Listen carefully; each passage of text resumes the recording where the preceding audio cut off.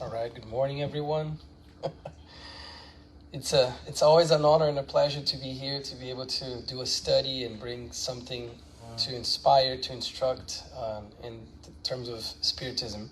Today, the lecture is called Seek and You Will Find.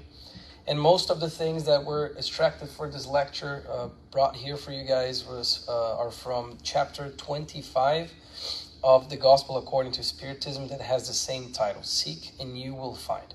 And this little passage, Seek and You Will Find, actually comes from Matthew 7, chapter 7, when he wrote that, Ask and it will be given to you. Jesus said, Seek and you will find, knock and it will be opened to you. For everyone who asks receives, and he who seeks finds, and to him who knocks it will be open. Meaning, ask and it will be given, seeking and you will find, knock and it's going to be open. So all of these three things, they're saying the same message. They're all saying that whenever we search for something, whenever we ask for something, and we'll see the conditionals behind that, it will be received. The door will be open. We will find whatever it is that we're seeking. And still in chapter 7, Matthew continues, and it says, the Gospel of Matthew continues saying, Or what man is there among you who, if his son asks for bread, will give him a stone? Or if he asks for a fish, will give him a serpent? If you then, being evil, meaning us, being still in this state that we are, far from being completely good, know how to give good gifts to your children, how much more will your Father who is in heaven give good things to those who ask him? So it's saying our Heavenly Father, God, will not give us a serpent when we ask for a fish, etc., because it's infinitely good and we're still evil. And even us being evil, if our son asks for something, we'll give it to him. We give it to him. From an early point of view, then, the maxim seek, and this is from the Gospel According to Spiritism, and you shall find, is the same as the other one. Help yourselves and the heavens will come to your aid. This is the base of the law of work and consequently the law of progress, since progress is the child of work, seeing that this puts into action the force of intelligence. So the first part there is talking about how if we help ourselves, heaven will come to our aid, but we must do something. So there is already an active component to this sentence that I find so interesting, that we must do something. We must help ourselves, and then heaven will come to our aid. And then it's talking about the law of work and the law of progress. So this active component being part of the law of work and the law of progress. And even the gospel even goes as far as to say that everything in nature works. The Spiritist book also has a question that says that everything in nature labors. And we humans, the difference between us and spirits that are less evolved, as in animals, etc., is that we don't only labor for self-preservation. We also labor for progress. And that's a key difference here. So again, talking about the law of work and the law of progress. In the Spirit's book now, question 675, they asked the spirits, ought we understand by labor only occupations of material nature? And they will answer, no. The spirit labors like the body. Every sort of useful occupation is a labor. And this is from chapter 3 of the Spirit's book.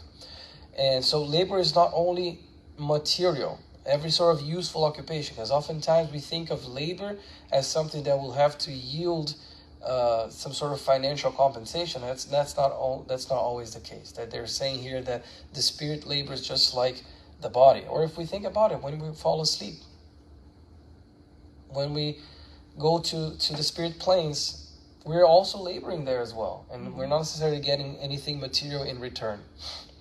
Question 676, why is labor imposed upon mankind? And they're going to say, it is a consequence of his corporeal nature, of man's corporeal nature.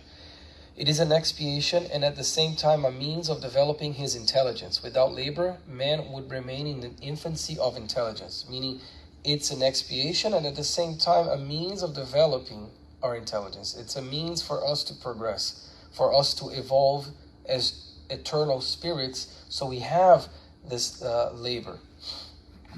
And then they go on and they ask about rest, if rest is also, a law of nature. And yes, because we do have limits to our strength and we must rest, but the rest must be something that is of good nature, not necessarily just idly sitting by and doing nothing. And then what about the law of progress? In the Spirit's book, we're going to have these questions about the law of progress. Question 779, they ask, does man contain in himself the force that impels him onward in the path of progress, or is his progress only the product of instruction, aka instruction from the spirits? Do we have in ourselves the force to propel ourselves forward, or is it only the product of instruction? They're going to say, man is developed of himself naturally, but all men do not progress at the same rate, nor in the same manner. And it is thus that most advances are made to help forward the others through social contact. And with this part, they're already talking about how the mission of us incarnate spirits to help each other through social contact. We have the law of society. We are here incarnated amongst other brothers and sisters, and one of our missions, one of our goals is to help each other. And they say here that, does moral progress always follow intellectual progress? It is a consequence of the latter, but does not always follow it immediately. So it is a consequence, but does not always follow it immediately. It's not something that happens right after, because we as a society nowadays, we have progressed enough intellectually, but not enough morally. And that's why we're seeing the transition of our planet and everything, and a lot of the free will comes into that, where these actions that we take, that we do, all of the things that we do, permeating our free will, they're going to either advance or they're going to halt progress, but they can never stop or retract. We can only slow progress, which is good news, because we're always progressing. The bad deeds, let's call it, they can only stop and slow down the march of progress. And then one of the questions that I think it's amazing, 785 asks, what is the biggest or the greatest obstacle to progress? And they're going to name two things, pride and selfishness. So those are the two scourges of our times, of ourselves, pride and selfishness, that they very much slow down the march of progress. Still in the Gospel according to Spiritism, when we're talking about the intelligent and the progress that relates to that, we have that they teach us that during mankind's infancy, he only used his intelligence in seeking food as a means of protection against the climate, or to fend off against enemies, to protect himself. So in the beginning of our intelligence, when we were in this condition of humans, we used our intelligence for these three basic things, which is, in other words, survival. We are seeking food, we're trying to protect ourselves from the elements with housing of any nature, and then we're fending off against our those who threaten our survivability. But they're saying in the Gospel according to Spiritism that God gave us something more that he didn't give to the animals, because the animals can also do that. They can seek food, they can seek shelter, they can fight off other threatening animals, but God gave us something else, which is the incessant desire to better himself. This is what the Gospel says. This desire to progress. And they're going to say, this is a passage from the book as well, it says, it is this desire which impels him, man, to seek out the best ways of improving his position in life, which duly leads him to make discoveries, to invent things, and to perfect the sciences, because it is science which gives him what he lacks. So the technological advancements, science, the cure for diseases, means to make our transportation easier, more sustainable. All of those things are achieved because of this incessant desire to better ourselves and better our conditions that the animals do not have.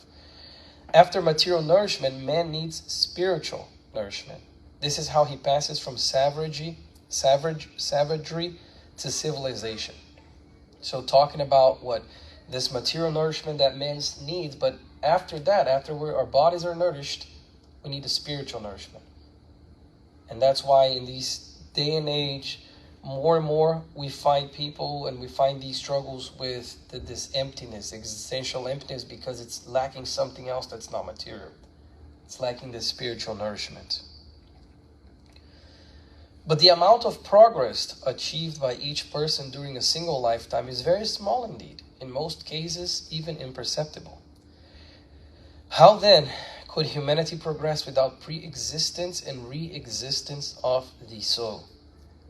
So the idea here is they're talking about reincarnation. They're talking about the soul coming back and reincarnating, and then we're progressing with every lifetime. We're progressing a little bit more. If the souls who daily leave the earth were never to return, then humanity would be constantly renewing itself with primitive elements, having everything still to do and learn. If we only, and this again is talking about this idea that we do reincarnate, our souls are immortals, because otherwise, if they just left, if we only had one shot to do everything we could here, and then we leave, batch of spirits come, and they only have one shot and all of that, progress will not be where it is today. We will not have everything that we have today, because otherwise it would be too random and it would be almost impossible to reach the stages that we are at the speed that we are. But so the idea is this pre-existence and re-existence, it says here, of the soul, meaning like these different stages that it goes through when reincarnated, to help with the progress. Because every time we are reincarnated, we learn something new, we contribute something new, then we go and we reincarnate, we already bring that with us, that desire to improvement and the knowledge that comes with that. There would be, and they continue with this argument, saying there would then be no reason why man should be more advanced today than he was during the first epochs of the world, because at each birth all intellectual work would have to recommence. On the other hand, by returning with the degree of progress realized and acquiring something more each time, the soul then gradually passes from the barbaric state to that of materialistic civilization, and then on to one of moral civilization. So again, this gradual process, this gradual evolution that the soul is going through, the humanity and the society is going through. And they're saying anytime we return with a degree of progress, especially intellectually advancements that we acquired previously, we already contribute something different, and then we continue moving forward and forward. If God had exempted man from bodily work, his limbs would have withered. So talking about law of work again. If he had exempted him from intellectual work, then his spirit would have remained in a state of infancy, of mere animal instinct. So if we did not need to work, if we did not need to labor, if we did not need to develop our intelligence, our morals, everything, all of those things would be useless, and this is again law of progress, law of work. This is why he made work a necessity by saying, seek and you shall find, work and you shall produce. In this way you are the product of your work. You receive the merit of it and a recompense in accordance with what has been done. So meaning we're the product of what we put in. However much we're putting in, we're going to be getting back. And the seek and you shall find here, talking about these opportunities for advancement, these opportunities for progress, are very much related to work. Because what is it that we're seeking with every reincarnation? What is it that we're seeking? If we think about it, this advancement, this progress, and it's going to come through our work. It's not going to come through us just sitting there idly and just waiting for work to be done for us. It is by virtue of this principle that the spirits do not help in sparing men the work of research by bringing them discoveries and inventions prepared and ready for use. Of course, this interchange with the spirit world and the material world, where we receive these inspirations that will help advance and help further our progress. Excuse me. If things were like that, then the laziest could enrich themselves and the most ignorant could become wise at the cost of no effort. And both would have merits attributed to them for things they have not done. Of course, if we didn't have the need to go there and seek the work, seek the improvement, and find it through our work. We would just be passively waiting for everything to happen to us and for us. No, the Spirit did not come to exempt man from the law of work, but only to show him that the goal to be reached and the pathway that leads there, by saying, walk and you will get there. So they come as almost as I like to say, a GPS. It tells us the path, but it doesn't walk us there. That you will find your path strewn with stones. Look upon them and then move them. We will give you the necessary strength if you care to utilize it. Meaning, we're going to find stones in our path. We're going to find barriers to our progress, to our advancement, to our work that we're seeking. But it's saying, look upon them and then move them. Move the stones out of the way or go around them. We, the spirits, will give you the necessary strength if you care to utilize it. So there is always help from the material plane. There's always help from the spirits in whatever work we're looking to do, in whatever progress we're trying to achieve, whatever it is that we're seeking, we're going to find. Especially if it's under the eyes of God, and if we're doing the labor of love in the work that Jesus did here 2,000 years ago. We're always going to find support for that. From the moral point of view, these words of Jesus signify that if we ask for the light which will show us the way, it will be given. If we ask for strength to resist evil, we shall receive it. And if we ask for the assistance of the good spirits, then they will come to accompany us. As we saw in the first slide, if we knock on the door, it's going to be open. If we seek, we will find. If we ask, we will receive. And they're saying here basically the same things that we found back in the Bible in Matthew chapter 7. If we are truly asking for the light to light our path, to dispel the darkness, we have that and we're going to receive that. If we're truly asking for the means to work, not for everything to just be given to us, we will find the necessary means to achieve that. But we must ask with sincerity, faith, confidence, and fervor. We must present ourselves with humility and not with arrogance, or else we will be abandoned to our own strength, and the false taken will be punishment for our pride, because we will find that pride is going to be our downfall if we're asking without sincerity, if we're asking without faith, if we're asking without the fervor that you're talking about, without putting our own work there as well. So in this slide here, we're already seeing that we will receive, but there's a conditional. And this conditional passes through how we are asking, how we are searching for these things. Are we asking with sincerity? Are we asking with confidence? Are we asking with fervor, or are we asking with arrogance? Are we not asking at all because we're arrogant enough to think that we can do everything and do it our own way, and that's the way it is, and everybody's going to have to adapt to that. And then if we bring then again this conditional, we're talking about the role of faith. There is this passage in the Bible where Jesus was told the disciples to carry on forward in the boat, and they went, and he went to pray in the mountain, and it was nighttime, started to rain and become windy and everything. Jesus all of a sudden came walking on water. And then they saw, oh my God, it's a ghost, the disciples said, And Jesus said, no, it's not a ghost, it is I. And then Peter said, oh, if it's you, then I'm gonna walk to you on water as well, Peter said, the apostle.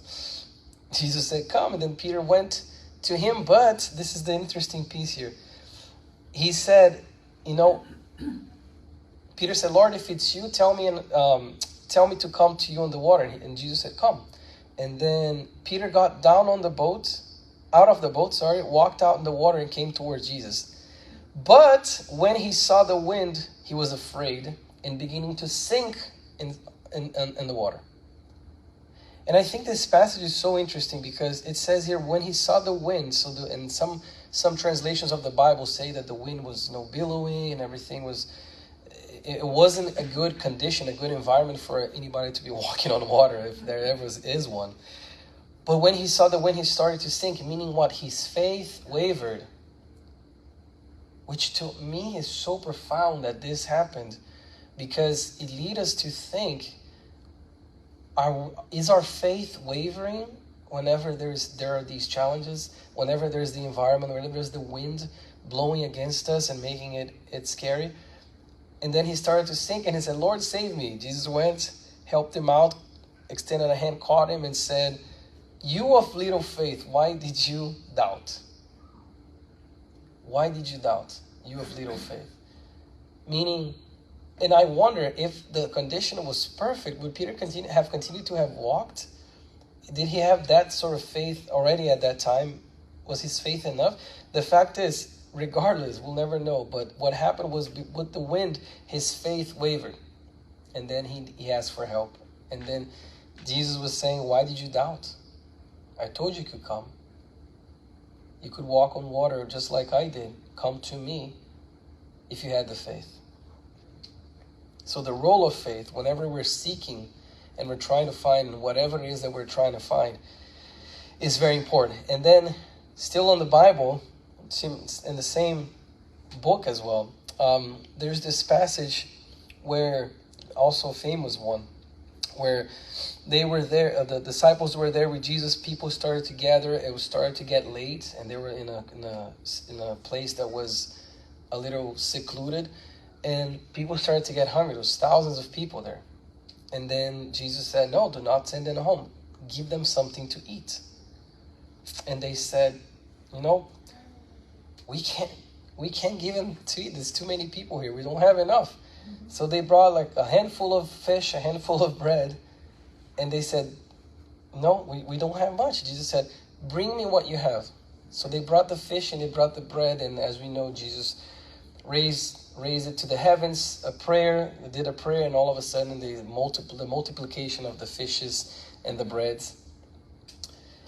But there is something that is very interesting about this passage too, to me, which is, do we really think that Jesus, being the spirit that he is, billions of years old, even was already a spirit of his nature before earth was even formed? Do you really think he needed the fish and the bread? Did he really need the 2 pieces? I think it was 2 pieces of bread and 5 fishes. No. He could have created stuff out of nothing, but he still said, bring them here. Meaning, bring what you have and I'll multiply that. With that action, I think he's already like giving us a message. Meaning, in order to receive, we must give. In order for us to receive something, whatever it is that we're seeking, because again, the lecture, seek and you shall find, we must give something in return. Because Jesus could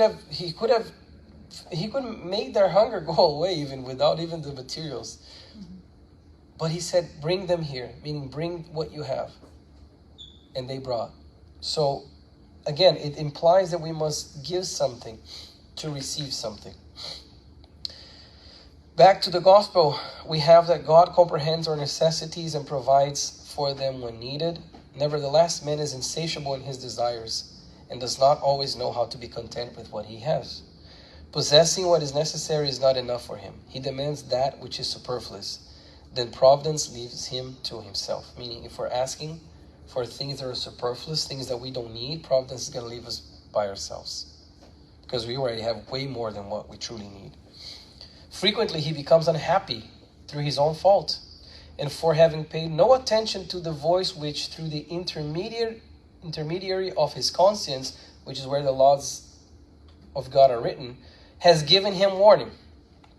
In these cases, the Lord lets him suffer the consequences so that it may serve as a lesson for the future. Meaning, it let him suffer the consequences, not as a punishment because of being mean and you're gonna suffer now, but because we ourselves, by seeking the superfluous, we're gonna always be let down, and then we're gonna suffer ourselves because of that. Because our conscience will tell us this is not what we needed. This is not what we should be focusing on.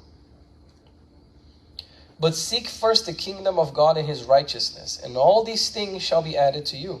Therefore, do not worry about tomorrow, for tomorrow will worry about its own thing. Sufficient for the day is its own trouble. And I love this part here from Matthew, because sufficient for the day is its own trouble. And how often do we get caught up with future problems? Like imagining worst case scenarios and worrying too much about the future, and the present is just passing by. The time is just fleeting. And we're there with anxiety, which is a condition, a disorder of future worries. And we're there. So they're saying, don't worry about tomorrow, because tomorrow will worry about its own thing. Sufficient for the day is its own trouble. Do not lay up for yourselves treasures on earth, where moth and rust destroy and where thieves break in and steal. But lay up for yourselves treasures in heaven, where neither moth nor rust destroys, and where thieves do not break in and steal. For where your treasure is, there your heart will be also.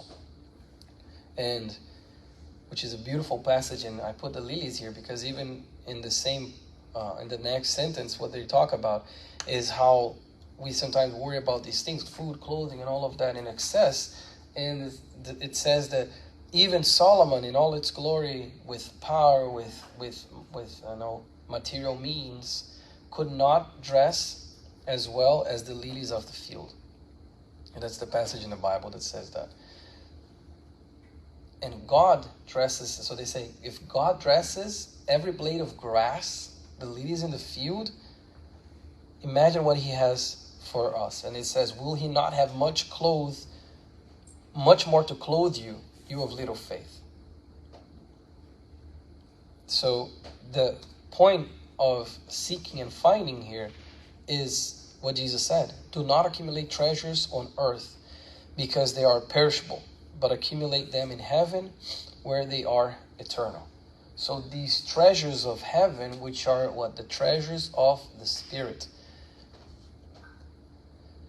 Because everything that's material, including this, is going to stay back. Everything.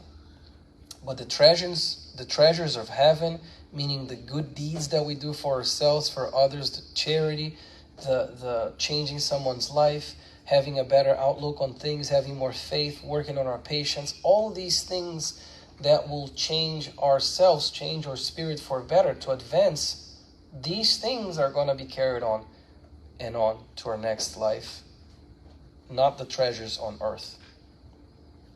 And then we bring, when we're talking about seeking and you shall find, we talk about materialism as well, which is definitely a problem that we have been having ever since humans thousands of years ago started to accumulate things.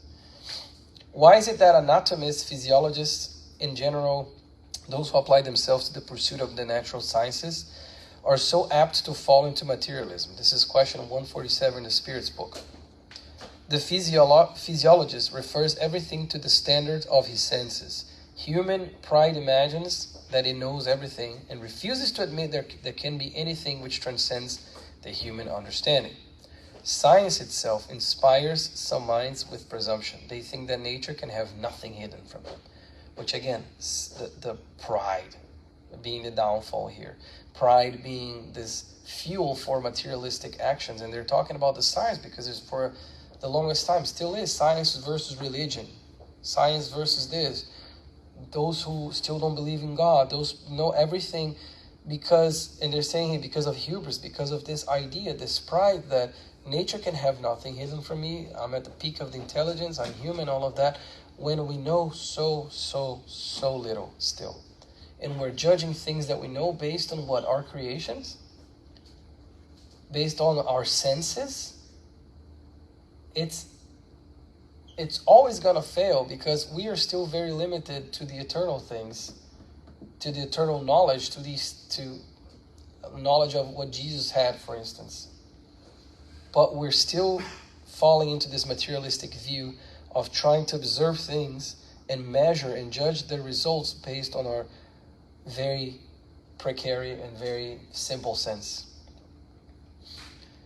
The book Plenitude, psychographed by Divaldo for Joanna, talks about trial and expiations, or trials and atonements.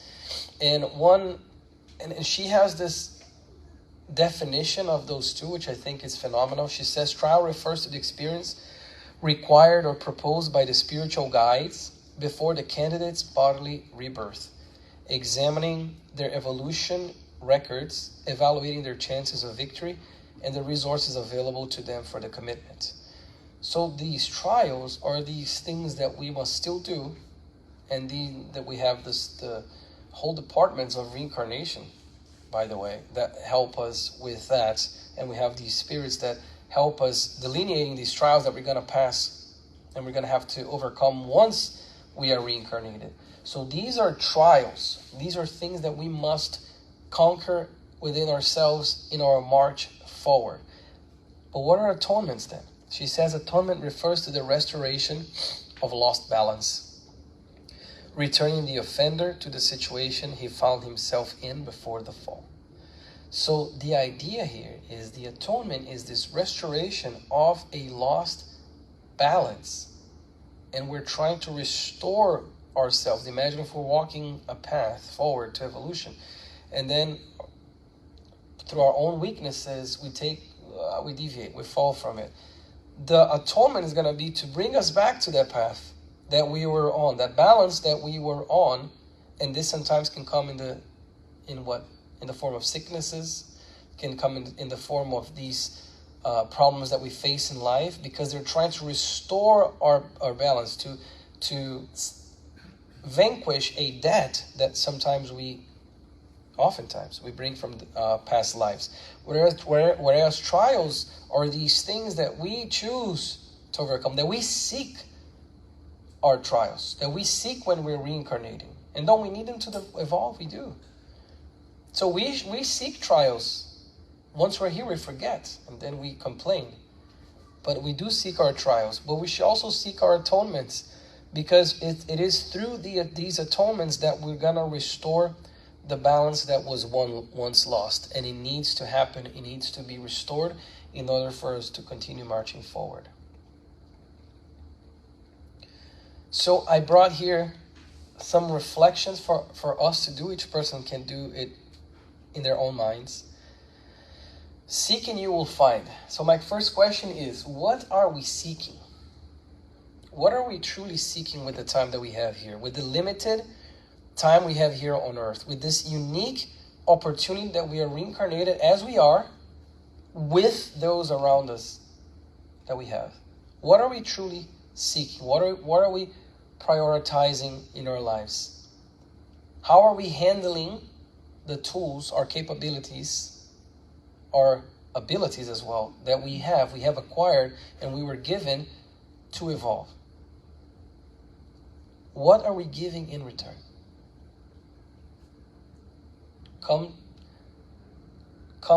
Seek and you will find. Knock and the door will be open. The heavens will come to your aid. All of those things, but we must give something back.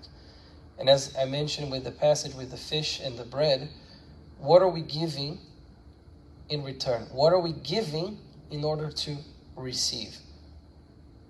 What are our goals in life on a day-to-day, How are we managing speech and thought? What are we giving to the world and giving to ourselves and giving to others? How are we helping ourselves and others? We saw that the law of work, the law of progress, all of that's going to come through the mission of helping each other through material means, the reincarnated spirits, as they said, as we saw in the Spirit's book. How are we helping others and ourselves to advance society, to advance ourselves, to advance humanity, advance our planet? And what treasures are we accumulating? That's the last question. With the time that we spend here, how we spend our time, how we make use of the tools we have, what treasures are we truly accumulating? Are they earthly treasures? Are they something that can turn to rust and others can steal? Or are they heavenly treasures that nobody can steal from us? That no amount of time can pass and no rust is going to come to them. And we're going to carry them forward. And with that, I thank everybody and I wish everybody a blessed week.